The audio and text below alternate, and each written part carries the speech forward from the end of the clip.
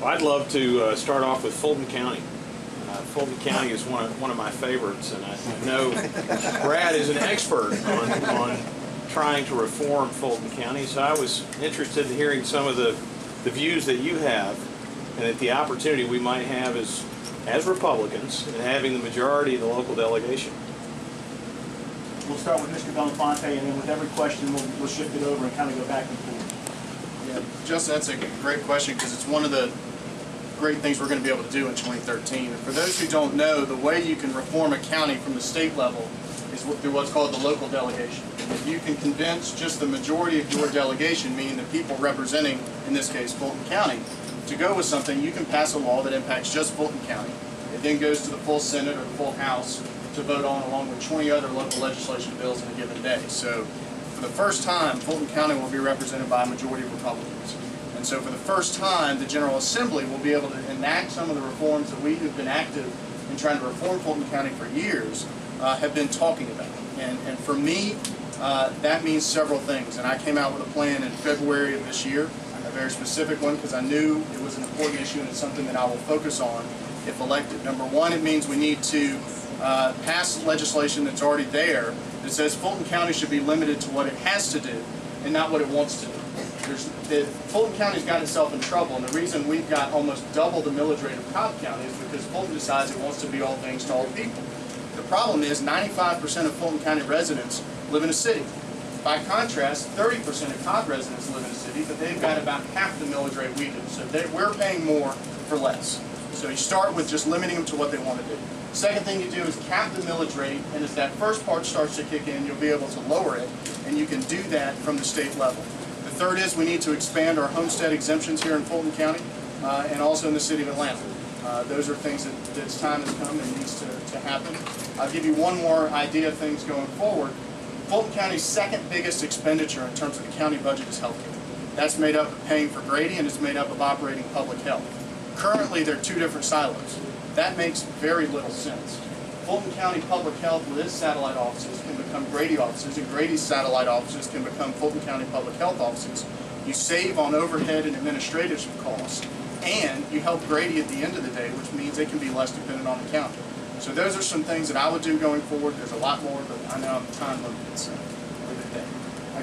I guess I should have mentioned, I mean, that was about 3 or 4 minutes. If we could keep it under 5 minutes of each response, and then I might supplement it and kind of give you all a chance to rebut with each other, just kind of inform. If y'all have something to say, let me know. We're kind of keeping it informal, but if you have a specific rebuttal, kind of just give me a nod or something, and I'll give you a couple minutes to do it. Go ahead. Justin, Fulton County operates this year on an $82 million deficit, okay? Last year, it was a $77 million deficit. So I think we're going in the wrong direction. So does that mean next year's $91 million deficit? With that said, as a businessman, I don't spend more than I bring in or I'm out of business. So first of all, we've got to now, 10 years ago, the city needed us. Today, or vice versa, we needed the city 10 years ago. Today, they need us. And so I think one of the biggest issues is the homestead exemption. And just like Cobb County has, that is an absolute major problem because you've got all these different communities that are trying to break away, and form literally different cities. And the more they break away, the more they pull from the dollars of that $82 million deficit. So for me as a business guy, I think we absolutely restructure the team because we've got a real shot in this election, and this, especially since the 2010 census, since it's been redrawn, to shift the players on the team, and that's what I believe. That's what I believe we need to do. So.